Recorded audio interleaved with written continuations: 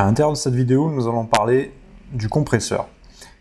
Effet qui sert absolument dans tous les logiciels, qui est vraiment incontournable de nos jours. Le compresseur a pour effet de contrôler la dynamique d'un signal. On peut l'utiliser de X manières différentes, c'est pour ça qu'il est très important de comprendre son fonctionnement. Donc j'ai glissé le compresseur d'Ableton Live sur une piste, donc il suffit de le jeter tout simplement à l'intérieur. Ensuite, vous avez la possibilité d'ouvrir en cliquant sur la petite fenêtre ici, si vous voulez accéder à un peu plus de réglages.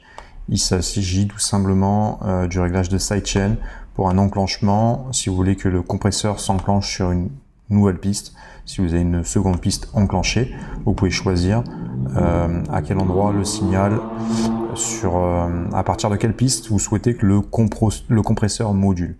Donc ça, c'est un effet de sidechain qui est très utilisé, par exemple sur la kick et une basse, un pied avec un déclenchement d'un autre élément, par exemple.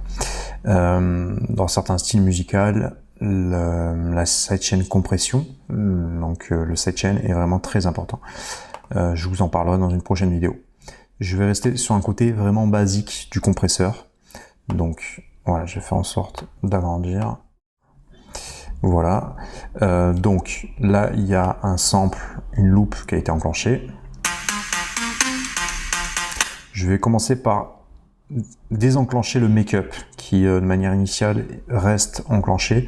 Le make-up est une compensation de gain, c'est-à-dire que lorsqu'on va moduler la compression, il va y avoir une réduction qui va s'opérer sur le signal, qui va être mesurable ici sur le GR, c'est-à-dire le gain réduction, donc la réduction du signal en décibels qui va être mesurable ici, et le make-up va avoir pour option de compenser la réduction de ce signal, c'est-à-dire que s'il y a un gain de réduction de moins 2 dB, le make-up va avoir pour effet de rajouter en sortie plus 2 dB à la source.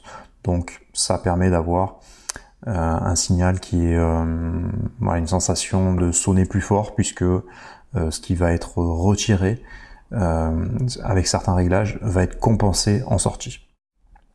Ensuite, vous avez différents réglages ici qui est important de comprendre. Le pic va agir sur la crête. Donc, par exemple, si on a un signal, si on veut jouer sur les premiers transients, la valeur pic, les algorithmes du compresseur vont faire en sorte de se déclencher sur l'attaque, donc sur la première attaque du signal. RMS, il s'agit d'un niveau moyen, donc c'est-à-dire que le compresseur va analyser l'ensemble de la dynamique du signal et le compresseur va agir sur l'ensemble de ce signal. Ça va être un peu comme une moyenne, par exemple. Expand fonctionne un peu comme un expander, donc avec un taux de compression très court. Personnellement, j'utilise surtout pic et RMS dans certains cas. Ici, vous avez un réglage dry-wet.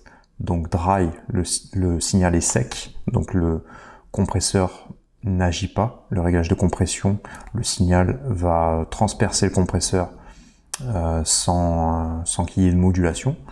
Wet, le signal, wet pour humide, c'est-à-dire que le signal est complètement entre guillemets mouillé par l'effet. Donc là, on a l'effet au maximum, ici au minimum, c'est-à-dire que sur 0 il agit pas, il commence à agir au tout début des pourcentages, 0, et quelques. Au milieu, on a un dosage. Donc si vous voulez plus ou moins d'effet, par la suite, après avoir fait les réglages, vous allez pouvoir contrôler le taux d'effet, le taux de compression que vous voulez avoir sur le signal. Le threshold, il s'agit d'un seuil à partir duquel le compresseur commence à agir. Donc ici, là, vous voyez le réglage. Donc, de manière initiale, il est sur 0. Plus je vais baisser le seuil, plus le compresseur va agir. Ensuite, vous avez un contrôle de gain en sortie. Actuellement, il est à 0, les seuils à 0. Vous pouvez le contrôler. Là, vous avez vous avez le réglage de gain en sortie, donc de volume en sortie, qui est mesurable ici. Le ratio, ça va être le taux de compression. Donc là, on a un taux de compression de 2,0 sur 1, c'est-à-dire que sur 2 dB qui va passer dans le compresseur, le ratio va compresser, va laisser passer 1 dB et va compresser le deuxième. Voilà, plus on augmente, plus la compression va être radicale, jusqu'à l'infini, où plus rien ne passe. Ici, on est au minimum, il y a tout qui passe. Donc, il s'agit un peu... Bon, c'est un peu complexe à expliquer, mais on pourrait l'expliquer un peu comme un dry wet, c'est-à-dire que c'est un pourcentage. On veut compresser plus ou moins le signal qui va passer. Je conseille d'avoir des taux de ratio qui sont quand même assez faibles, rester aux alentours de 2. Après, tout dépend de ce que vous voulez faire. Le compresseur, c'est quelque chose qu'il faut maîtriser, qu'il faut comprendre. Une fois que vous l'avez compris, vous pourrez doser vraiment et obtenir les effets que vous souhaitez avoir. Je ferai d'autres vidéos beaucoup plus complètes sur le compresseur, de manière générale, en passant en revue avec des schémas son utilisation. L'attaque, ça va être le temps que va mettre le compresseur à agir. Donc si on a plutôt un temps d'attaque assez court, on va dire moyen, 2 millisecondes.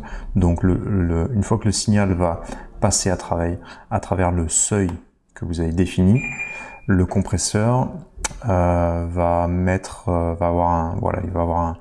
commencer à agir au bout d'un certain temps en millisecondes. Là, ça va être très très court pour régler les attaques. Là, ça va être très long, on va laisser passer, on va attendre 1 seconde avant que le compresseur agisse.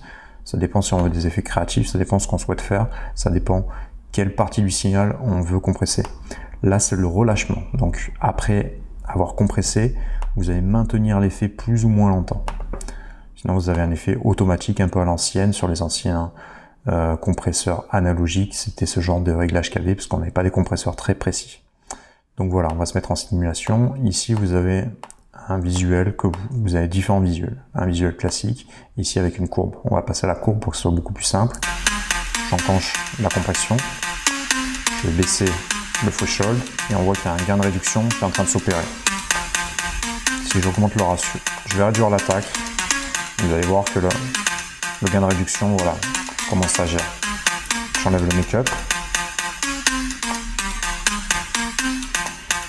Plus ou moins de compression. À partir du seuil, plus rien ne passe. On réduit.